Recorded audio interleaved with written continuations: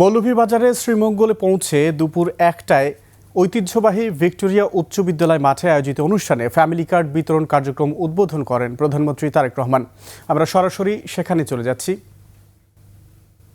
মায়েদের হাতে family card তুলে দিচ্ছি ধীরে ধীরে, যেভাবে আমরা কৃষক ভাইদের আছে কৃষক কার্ড তুলে দেওয়ার চেষ্টা করছি ধীরে ধীরে, আমরা একইভাবে ইমাম মুয়াজ্জিম খতিব সহ অন্যান্য ধর্মের যারা ধর্মীয় গুরু আছেন তাদের হাতেও সম্মানের ব্যবস্থা তুলে দিচ্ছি।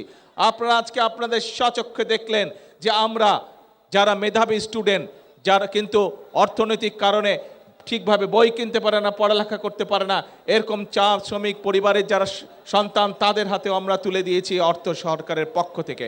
অর্থাৎ আমরা মানুষের পাশে দাঁড়াতে চাই, মানুষকে সহযোগিতা করতে চাই।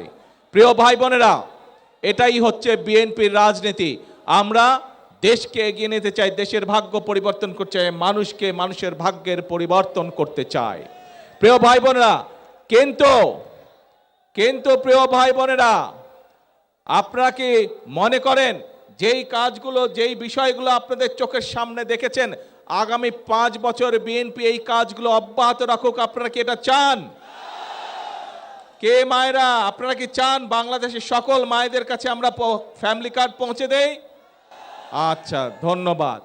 কিন্তু কয়েকদিন ধরে দেখুন পত্র পত্রিকাগুলো, আমরা দেখছি আমরা যেই বাজেট উপস্থাপন করেছি সেই বাজেটের মধ্যে আমরা এই ফ্যামিলি কার্ডের জন্য অর্থ বরাদ্দ রেখেছি।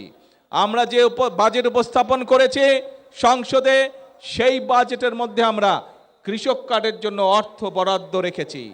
আমরা যেই ফ্যামিলি বাজেট উপস্থাপন করেছি সেই বাজেটে আমরা আমাদের দেশের ছেলেমেয়েরা স্টুডেন্টরা যাতে স্কুল কলেজে ভালো করে লেখাপড়া করতে পারে, যাতে খেলাধুলা করতে পারে, তার জন্য অর্থ বরাদ্দ রেখেছি।